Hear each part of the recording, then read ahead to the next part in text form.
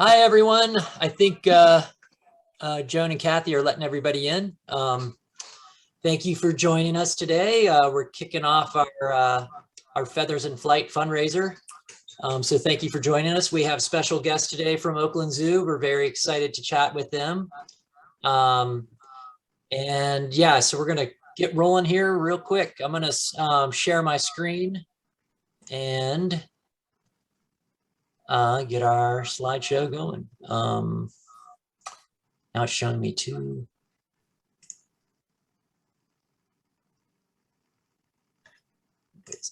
Yeah.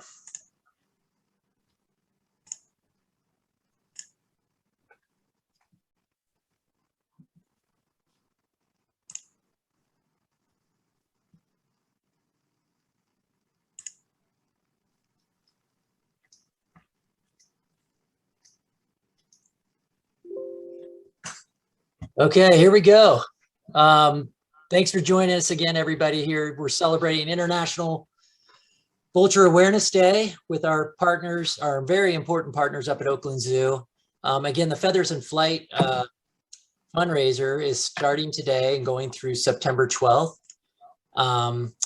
Again, I want to recognize before I get too deep into this fellow staff, of course, Kelly Sorensen, our executive director, myself, Joe Burnett there, Darren Gross, Evan McGreeth, and Kara Fadden, who are Condor wildlife biologists. We have Mike Stake on staff.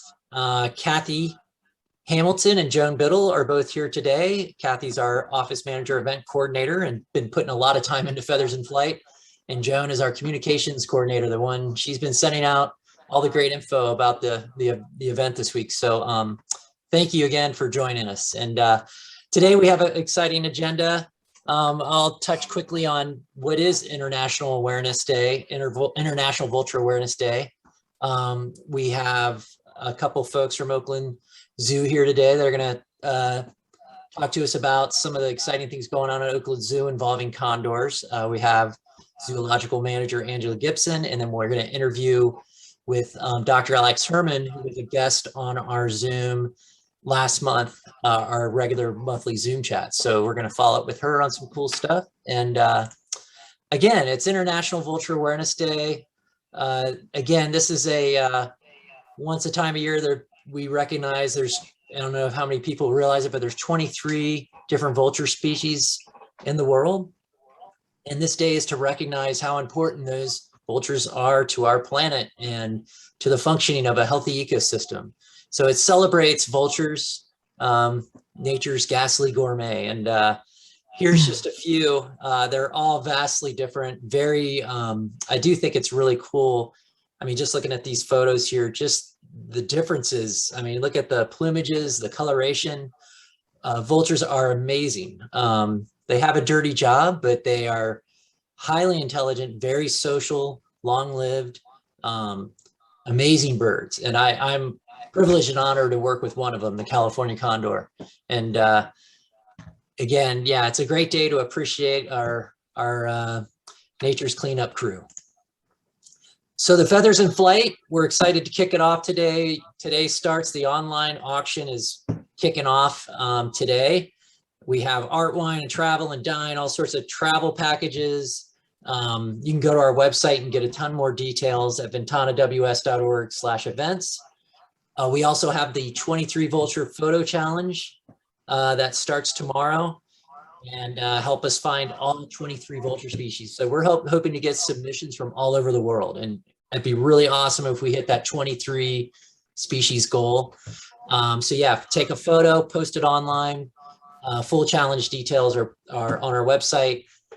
So today is our talk, Saturday, September 4th. This is our kickoff talk with Oakland Zoo.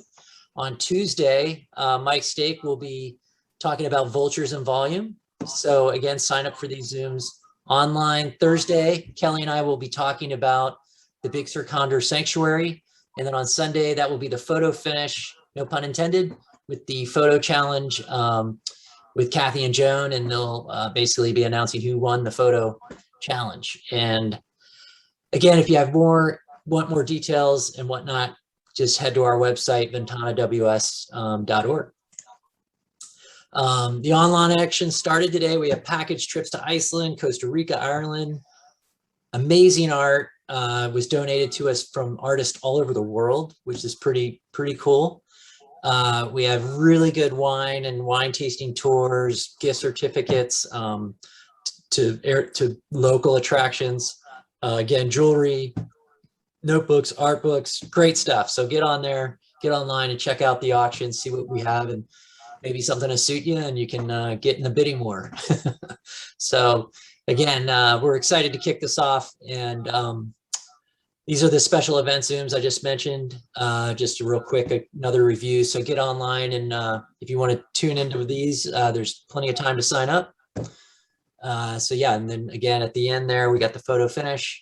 That one will be a different time, just to note that's at 6 p.m. The others all start at 4 p.m. So that's a good thing to mention there. So let's get right into it. Let's welcome, excited to have Angela Gibson here. She's the zoological manager at the Oakland Zoo. Thanks for joining us, Angela. Thanks for having me. Yeah, always exciting to talk to you guys. I love the Oakland Zoo. I'm a big fan. I take my kids there and I can't spend enough time there. Especially the new, I am a little partial to condors, so I do like the new exhibit up top. And I love this photo because you can see the cool gondola going up to the new area. It's quite the experience. You go right over the rhinos, right? As you're going up over the... No rhinos here, you go over bison. Oh, the bison, I'm sorry. My bad. How close?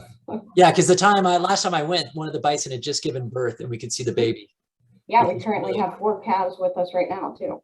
Oh, very cool. So yeah, I mean, the California Trail exhibit is one of the newer exhibits, right? It is, yeah. It's only 3 years old.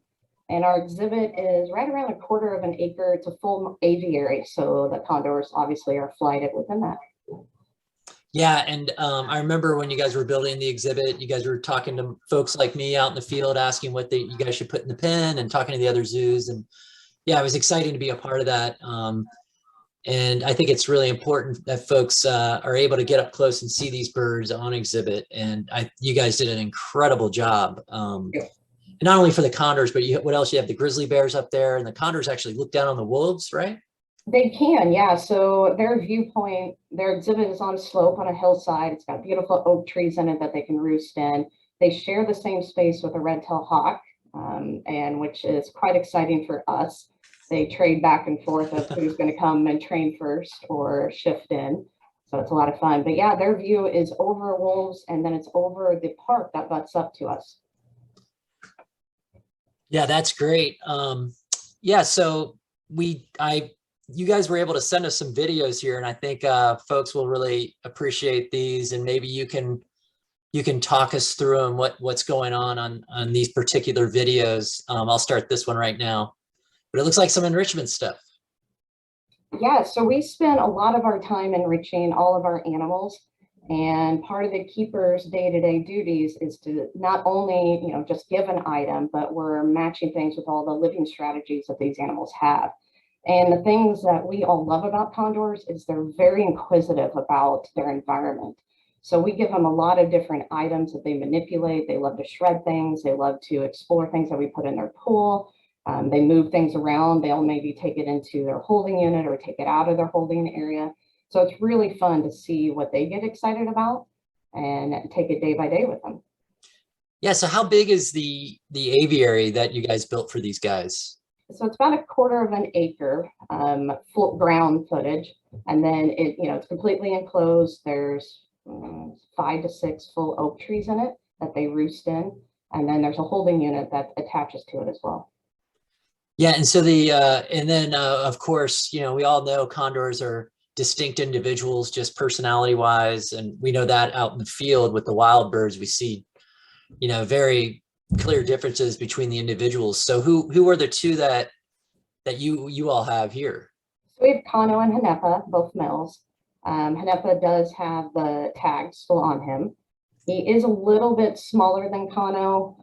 Personality wise, he's not as bold, but we have seen changes in that actually this year. He's really kind of coming into his own and saying, nope, I'm gonna deal with everything today. Oh, that's really cool. Yeah. Yeah. We see it out in the field a lot. We've, over the years, some of these birds are getting older and they really have these distinct personalities, and you can't help but get roped in and watching them grow with them. Yeah, absolutely. So So right here, this is interesting. So you guys are tossing them. Is that, I assume that's raw meat? yeah, so their diet is a mixture of, it can be fish, it can be rodents, rabbits, deer, all the things that they would, scavenge on in the wild. And then we also have just meat chunks that we use. And the meat in particular is great. What the keepers are doing in this video is station training. So it's in order for us to make sure we get meds into each individual, or that we can kind of monitor each individual's welfare or weight, they need to be able to separate. So each of them has their platform that they go to, they separate. Our goal is to get a scale underneath that.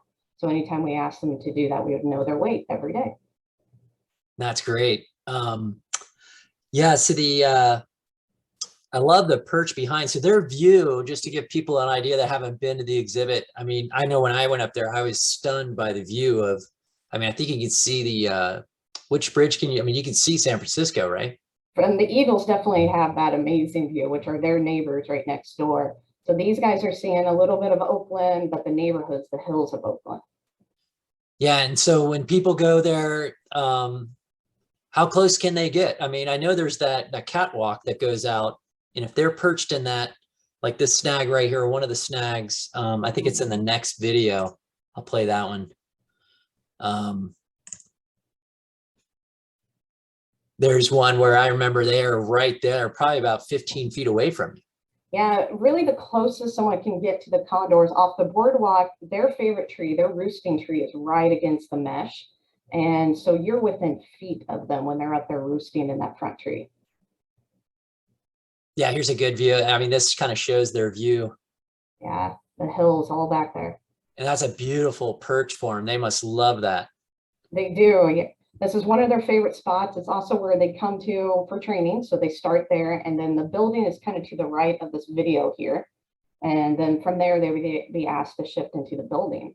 And so you can see one of the birds here has some of the enrichment. Like I said, shredding is one of their important behaviors, and they will shred just about everything we give them. So a lot of their food will be wrapped or stuffed inside of things. So they really have to work on that and use that massive beak to tear into everything.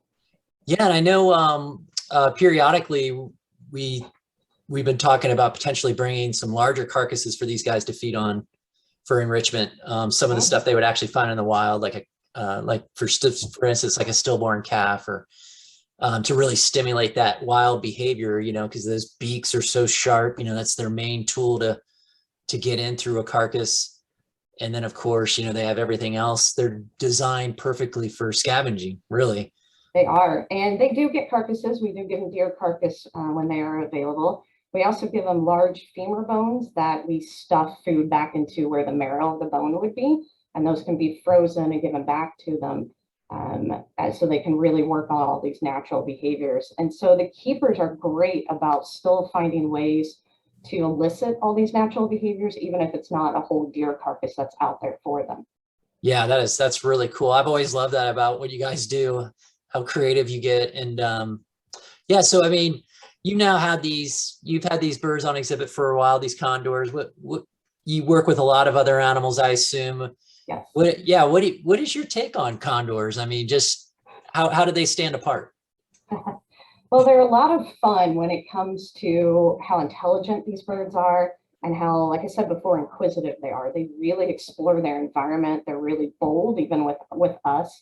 I'm not sure if the video is in this or not, but there's a video of the keepers working with machinery to put in some of these beautiful perching that's in there. And the condors are right there with us with the equipment. They just want to know what we're doing all the time. And soon as we put in a new perch, soon as we move something, they're right there. And so that's a lot of fun to kind of see that instant satisfaction that you get from putting all this effort into revitalizing their habitat on a regular basis, and how rewarding it is for them and us. Yeah, and I think a lot of people are probably wondering, wow, they're feeding these birds. That's so weird. You would never do that with a wild condor, obviously. But I think it's for folks to understand that these two birds will unfortunately never be able to go out in the wild, but they serve a really important role. And it's mainly because of their behavior. they've been kind of deemed not suitable for the wild. And but they, if you know, they serve such a critical role in educating people and getting people to make a connection with condors. I mean, don't you agree? It's just an incredible Absolutely. opportunity. And that's any animal we have. They're ambassadors to their wild counterpart, and that's their role being here. And so we take every opportunity, to work with the visitors, to interact with them, to bring the animals close. So having that roosting tree right there, when you get to stand that close to a condor and see how big they really are, I can tell you Condo's about 20 pounds, but that may not register much unless that's the 20-pound turkey that you have. But to see that and then see their wingspan and be standing right there, there's no better way to get conservation messaging out there than to experience these animals. Yeah, you nailed it on the head. It really does take your breath away. And it's really not too, in the wild, it's rare you're ever that close. So it really is a special opportunity. In the wild, you're seeing up flying over a ridge. Occasionally you can get a close view of a condor, down along the Big Sur coast. But yeah, so it is really special.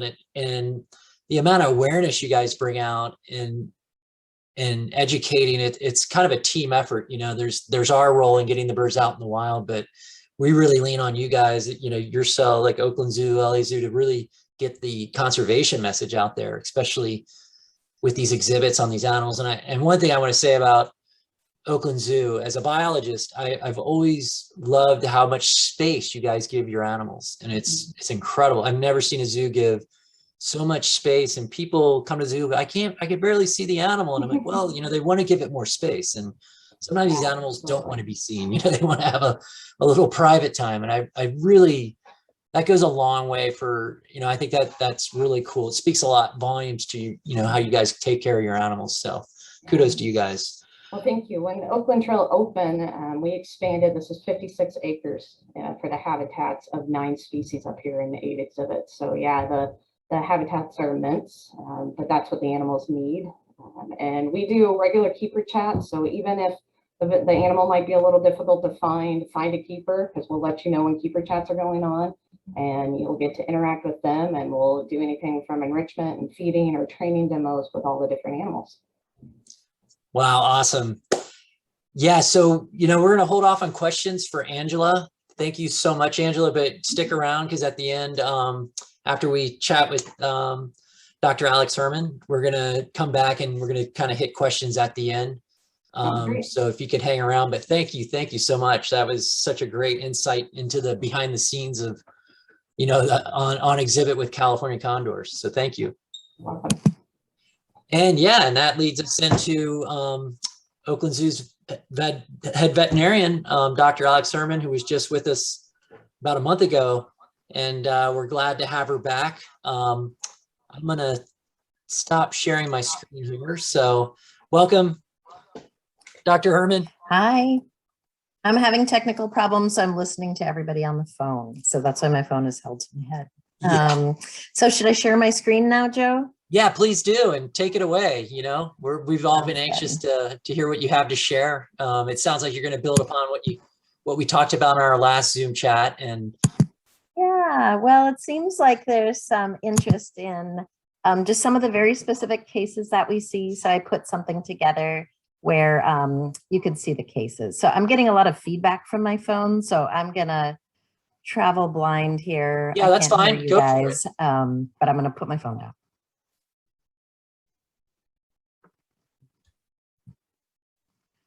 I'm sure we've all had technical snafus, and I'm definitely having one today. So basically, this is one of the beautiful birds we've had up at Oakland Zoo, and working with the crew of everybody, Ventana, Pinnacles, all the California Condor recovery team, LA Zoo, Oregon, just to pull off taking care of these birds. So the first case that I have to talk about is there's 3 cases total, but I'll talk about 8-8 first. And, really mostly what we see is guys with high lead levels, some showing clinical signs of lead toxicity, Some not, but we know with birds, they hide clinical signs until they're gravely ill from lead. And the other thing too, we always have to remember is where we have the most information about lead toxicity is in human beings. Often folks who are living in housing with lead paint, and the children can get exposed to the paint. No level of lead is needed by any animal body. So ideally, we'd take these guys down to nothing, but I'll talk about that a little bit more because there's more than one factor for this. So pretty recently in June, the biologist noted Cedric was kind of quieter than they expected him to be, that he had kind of a wobbly gait. He was a little hesitant to fly. Here's a baby picture of him here that I pulled from the archives. So initially in the field, the biologist caught him up and gave him a West Nile virus vaccine. That is something that is a worry for the condors. And like lead, it can cause neurologic signs in the birds. So sometimes when we see these kind of poor gaits, that kind of thing, we don't really know if they have West Nile or lead, but lead is much more commonly what we would see as the cause of the problems, but that is a vaccine that we try to give to every condor. So in the field, the biologists, after catching him up, gave him the West Nile virus vaccine, fluid therapy to superhydrate him, a first dose of calcium EDTA while they were waiting. So when they get a field lead, they usually just get something that says high. And then when we send the actual blood up to Davis, to the CAFS lab, he was shown to be 150 micrograms per deciliter. We don't consider them releasable unless they're under 35. And again, knowing really no lead is okay. So Cedric was brought up to the Oakland Zoo. And you can see the nurses here, and we have a whole crew trained to work on condors of both veterinary nurses, veterinarians, and we do have a condor recovery team crew from animal care as well. Takes a lot of people. So here you can see Monica and Lyndon radiographing a condor in, it's like a little cloak called the ABBA, and we just pull it down over their wings, snug it in front of them, wrap it with Velcro so that they're really kind of like a little big condor burrito. And then we can x-ray them without having to do general anesthesia. So especially with the sick birds, doing general anesthesia so they won't break a wing or something like that when we're x-raying them, we want to avoid it. So the ABBA's genius, but you can see it's a very specific positioning. And then we have a suited up nurse who holds their head, holds their body stable while they get their x-ray done. And here you can see his x-ray. It's a little hard to see on the PowerPoint, but he actually had 6 lead fragments. He had 4 in his ventriculus, that's the equivalent of the gizzard, that's the grinding stomach, and 2 fragments in his intestine. We also always do blood work on intake, and we check their kidney function, we check their liver function. And for him, we saw the common stuff that we see on every one of these birds coming in with lead. A little bit anemic, the red blood cell count's a little bit down because their bone marrow is affected by the lead. And then often their liver values are a little bit up too. So even if they look robust and they are pistols and hard to catch up and everything like that, these are sick animals.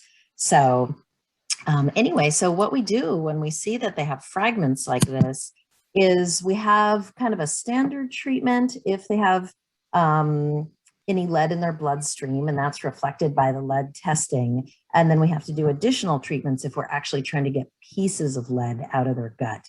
So the standard treatment to support the sick bird is 1, hydrating fluids. The biologists do it the minute they get them in hand. We do it every time we handle them, but this protects their kidneys. And if you're, sick, you're not eating as well, you can become dehydrated. The other thing that we really see with these guys is gut slowdown. So the peristalsis in their intestine, the ability to cast, the ability to get rid of the lead fragments in their guts are really affected by the lead toxicity too. So hydrate, hydrate, hydrate is something that we do. And here you can see one of our hospital keepers, Amber, holding a bird. And these guys are skilled handlers. We really spend a lot of time making sure that we do fear-free handling with them, that we really handle in a way that's specific so that we can toggle these birds between captive treatment and living in the wild. The other thing that we do is we treat them with calcium EDTA, and that's a chelating agent, and chelate is Latin for claw. So it's a molecular claw that goes into the blood and takes the molecular level blood out of the bloodstream. So we're really kind of doing a few things at once. Super hydrating them so their guts work, super hydrating them to protect their kidneys. The calcium EDTA can be hard on their kidneys. The super hydration helps with that too. Then there's removing the lead fragments. So ideally lead fragments, like Cedric had a couple in his intestines, they just defecate them out as they eat, as they're hydrated, as they move around. But also if it's in the ventriculus, they need to cast that lead fragment out. So, and the way to get them to cast it out is give a lot of casting material, promote motility, and worst case scenario, do surgery. But that's a big surgery, cutting into the gizzard. That's something we like to avoid. Condors have two stomachs.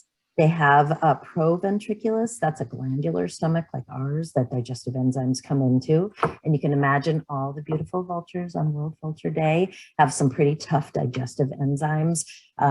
Many different species of vulture can eat botulism and poop out nothing. Pinhead of botulism would probably kill all of us on this call. So they have amazing, amazing recycling abilities for the environment. So basically with Cedric, he went through 2 rounds of chelation, and we x-ray everything that comes out of them. If you think about it, we need to know if that cast contains these little lead fragments. We need to know if that defecation contains the lead fragments. So we have a whole team of about 10 people watching for every out, and then we'll scoop it up and bring it up to the hospital and x-ray it. So it doesn't translate great on the PowerPoint, but on the far right, you can see the casting material. This photo is courtesy of Mike Clark at LA Zoo, but you can see what we give them so that a lot of fur goes in. It has a little tasty meat in their crop. They'll bring it down to their ventriculus. It'll wrap around the fragment, ideally. Sometimes it takes us multiple tries, and then they'll vomit it up basically and pull the lead out of the front part of their gut. The back part, the intestine, usually just eating and defecating, they're gonna poop it out. But it's a little bit more complex with their GI tract if it's higher up. So after his first round, his lead really came down. We got the casts out pretty quickly, so that really helps because the casts are a constant source of lead going into the bloodstream. So, or excuse me, the fragments in his guts. So after the first round, he's at 59, second round, 33. And so we decided that that was okay to release him at that point. So you can see the kind of food that we give for casting. On the far left, you can see me, I'm assist feeding it down into his crop. Sometimes we can get them to voluntarily eat it, but when they're sick, we need to know we have a crop full of casting material, which is a lot of skin. We use rabbit skins or sagittally cut rats, that kind of thing. And then I love this picture of Monica, our head nurse, holding a condor. They're just really big birds. They're just so amazing. So Cedric did great. Once the lead is low, the biologists come up and they place a transponder, and then we get a cool video within a day or two. So I hope this video will play. I'm having many technical problems today, but this is what makes it all worthwhile. I just watched this over. I like how he's thinking it over, just not really sure. Checking on the biologists behind him. They're so smart.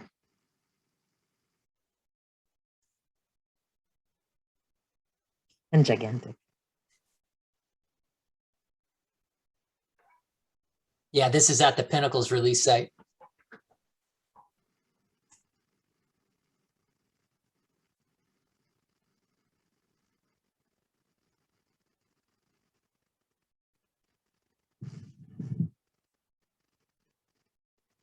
Anytime now, Cedric.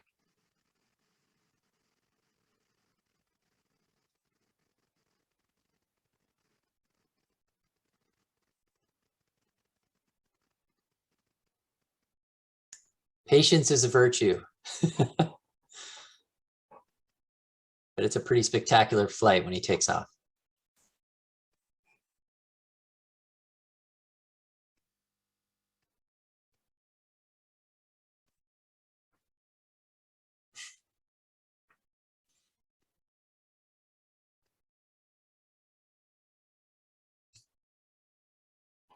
Yeah, the other thing, this bird's been sitting in a kennel, you know, from I think he wants to Oakland go Zoo back to the Oakland sorry. Zoo.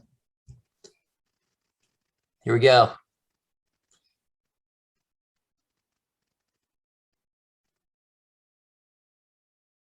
Yeah, they sit in a kennel for about 2 hours before they get to this spot. So they're a little cramped and when they get out of there. Okay. All right. So the next case, sorry that was long. It was supposed to be a little more edited, but it was very beautiful. So I'm always happy to watch it. So anyway, the next case was a really young bird from Ventana. Sorry, technical issues. So didn't even have a number. When he came in, they thought he was about 11 months old. He got named 1034. And what is very interesting about him, as you can see from the x-rays on the left, you can see lead fragments. Lead blows up and blows all over the place. It's really makes fragments. Copper bullets stay intact. So he had a copper bullet. He's our first one. He'd never been handled. He did have lead toxicity, and he was a survivor of last year's Dolan fire. So really a kid. And so it was interesting with the copper. We followed his copper levels very carefully. They always stayed normal. I have one account now of another bird out in California that may have had copper toxicity after having a bullet for a long time. So something we're really keeping a close eye on. So you can see 1034 here with a juvenile, you know, really black head. Here's Lyndon and Monica x-raying away again. You can see the really distinctive appearance of the copper bullet, just how they make that kind of flower. And then you can see the copper bullet inside of him again in the ventriculus, in the gizzard. So tough to get out. So we did repeated rounds of treatment with him, and we could not get the bullet out of the ventriculus, out of the gizzard. We got his lead down, his copper levels never went up, the bullet never made him sick, the copper bullet, but we're really investigating and keeping an eye on the effects of copper. Nothing like lead. Your body needs copper. You need copper to live. So if you have to be exposed to heavy metal, copper is much better than being exposed to lead, and may never create a problem, but just something new we're keeping an eye on. So we sent him down to LA Zoo for surgery. And here he is at LA Zoo in the upper picture, eating a beautiful pile of casting material from Mike Clark, and he promptly cast the bullet. I think he cast 6 or 7 times up at Oakland, never cast the bullet. We were very worried about him hanging onto that bullet for a long time. And there's the cast in Mike's hand right there that contained the bullet. So it's pretty great. So he just needed a trip to LA to cast it properly, but that was really good. So he just did great and got released. And this is an interesting case, 943. 4-year-old male was observed flying free with a beer can stuck to his lower beak. I think we talked about him last month when you were giving the update. Completely unable to eat, hard to catch. They eventually got him, pinnacles. The beer can was removed, and unfortunately, to add insult upon injury, he also had lead toxicity. So we came up and we treated him. He did really well. On the right is another bird, 419, who also had a beer can. So I guess, you know, the behaviors that we saw when Angela was showing our Oakland Zoo condors on exhibit, you know, they're really shredding and exploring and everything like that. And I think that's part of the reason why the trash is so dangerous for them. So that's it for those 3 cases. I guess I just want to say that treating these animals just takes a massive coordinated effort from so many of us. You know, we're talking to the Ventana crew, the Pinnacles crew, the LA crew, the Oregon Zoo crew, the veterinarians all over the country that work on condors are regularly checking in with each other and working on publishing papers as our knowledge base grows. University of Santa Cruz is doing a lot of work on the condors too. So it's a big team. And I don't know, I guess when you look at the videos, it's so rewarding when you stand close next to one of these birds and they fly over you in Big Sur or pinnacles, or they're just roosting up by California Trail at Oakland Zoo. It's pretty amazing. And then if you guys can stand it, here's one more condor release video. So this is Darren Gross, one of the biologists from, oh, it won't play. Anyway, Darren releasing a video, having technical patience today. But I hope everybody enjoyed these cases, and we certainly enjoy treating them up at the zoo and are very honored by our position in this program. So get back on my phone. Thank you. Thank you. Awesome presentation. Thank you for all the details. Hopefully you can hear us here pretty soon. Yeah, she's got to use her phone to hear us. So can you hear us? You got us? Thank you so much. Yep, I got you. You're welcome. That was a great presentation. Thank you for all the details. I think I was excited. That was the first time I'd seen some of the photos of the wild fledged chick 1034 that had the copper bullet. I think that's the first time we've ever had that happen. And I think it's an encouraging sign for the field, because we know hunters are actually using the right ammunition. And I love your points about, the copper toxicity would just be on another whole nother level to even ever get close to lead. So it just really emphasized the point. I also want to commend the hunter out there that was using copper ammunition, For sure. Proof in the pudding, right there. So really exciting. We know we got a little way to go. And if you can real quick unshare your screen, and then I'll put mine up again, and then we're going to get to some questions, because I'm sure folks have lots of questions. So let me share my screen really quick. Let's see where we're at. Yeah, so I just wanted to get to, obviously we're not wrapping up just yet, but I know folks probably have questions, and Joan, you're gonna help me field some of these today. Have you had any good ones come in? Yeah, I know you answered it in the chat, Joe, but I thought that for International Vulture Awareness Day, the question about do condors have the same high-powered GI system that destroys pathogens like vultures do? I thought that was a good one to share with the audience. Yeah, and that would be correct. Condor, the whole vulture family, Vulture Day, and yeah, that whole family of vultures, that's their specialty, of being able to digest pretty crazy stuff. Maybe Dr. Herman could probably elaborate a little more, but I think anything naturally occurring, like naturally occurring biotoxins, these vultures can render pretty readily, right? Yeah. So I think that really speaks volumes to, why they're so important to these ecosystems that they exist in. As we all know, everything's interconnected. And so if you have a species like this, like these, not only condors, but other vultures, it's a pretty critical role in the bigger picture of having animals that can manage these biotoxins that potentially can run rampant through other populations. So, it's and that's across the planet. So they obviously evolved to establish this niche in the ecosystem to render some of these bad biotoxins, to basically recycle them. Nature's cleanup crew. So yeah, that's a great question. Another one we just got, I think Dr. Herman touched on this, but copper bullets, they stay more intact than lead bullets. That's correct? Absolutely. So it's really interesting with the copper. Could you get copper toxicity? Sure, we're keeping an eye on it. But here's a young bird that had a copper bullet, which one means people are using copper, which is awesome. It was neat to see how the bullet stayed so intact. It didn't make all the small fragments. It was great to follow his copper and his bloodstream. Who knows how long he had this bullet. And he always had normal copper levels. We checked them multiple times while he was hospitalized with us.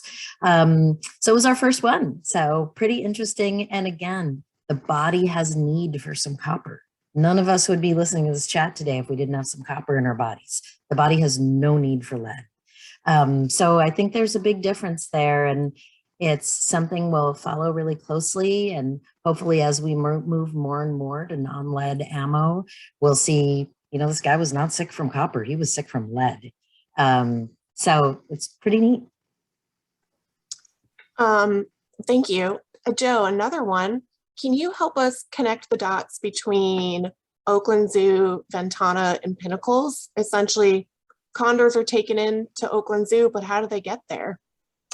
Yeah, so out in the field, you know, Ventana Wildlife Society, us and Pinnacles National Park partner to release the condors and monitor them out in the wild. So any given time we can have a condor get sick or injured at any given site, and basically whoever's in the best position to recover that bird will do it, whether it be Ventana or Pinnacles. And once we get that bird, we can rush it up. Before Oakland Zoo came on board, just so folks know, we'd have to drive 6 to 7 hours south to Los Angeles Zoo to treat our birds. We also have a local veterinarian, Dr. Amy Wells, who can see birds in a really dire situation, but she doesn't have near the facilities that we need for condors. And so when Oakland Zoo came on board, they're an hour and 45 minutes up the road. It was huge, you know, and not only that, not only did it just make things more logistically easier for the field crews, but it added another partner to this bigger message, this bigger conservation movement.